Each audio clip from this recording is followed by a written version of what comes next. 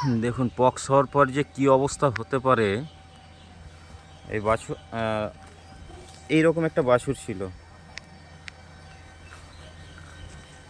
তখন গোটা শরীরে এলএসডি হয়েছিল, যেটা বেশ কয়েকদিন ট্রিটমেন্ট করার পর সুস্থ হয়েছে এবং সুস্থ হওয়ার পর গাভীন হয়ে এই বাচ্চাটা দিয়েছে। বাচ্চারও আবার একটা নতুন করে এই পেছন দিকে একটা হয়েছে পক্স, একটাই, কিন্তু এর যা পরিস্থিতি যেটা বলছিলাম যে পুরো শরীরে দেখুন,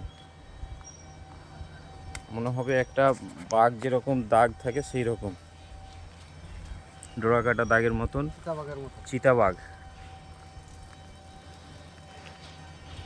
নাকের কি অবস্থা, পুরো নাকগুলো কেটে গিয়েছিল। একটা আমার মনে হয় যে সারা ভারতবর্ষের মধ্যে একটা দুর্লভ গরু এটা।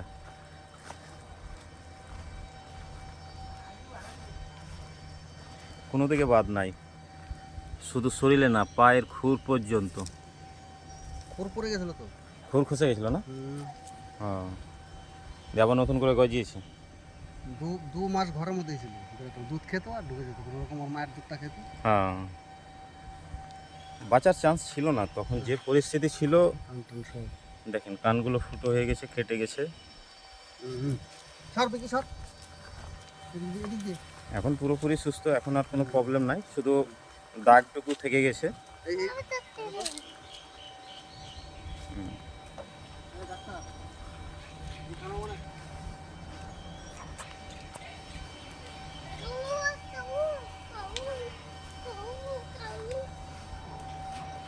ওটা যে তোমার ওই স্প্রেটা দিলে ঠিক হয়ে যাবে না? কোনটা? এটা?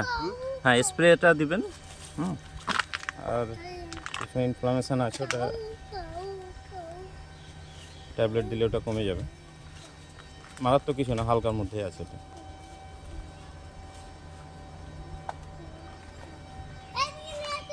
খাওয়া দাওয়ার প্রবলেম নাই কিছু? হ্যাঁ, গায়ে দু একটা ফুটেছিল, ওই দেখা যাচ্ছে। দেখো কার বাছুরে হালকা ও দুই একটা আছে, ওগুলো কিছু হবে না, নর্মালি ওটা ঠিক হয়ে যাবে। একবারই তো বাচ্চা দিল এটা। দুধ কতটা হচ্ছে? শুধু বাচ্চা খেয়ে দেয় বাচ্চা।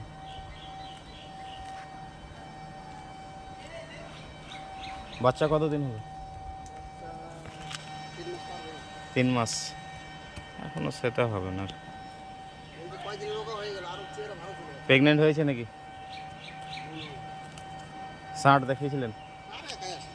ও,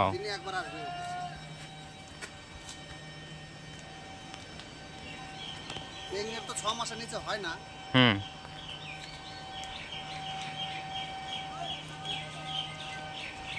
না এখন পুরোপুরি সুস্থ, ঠিক আছে।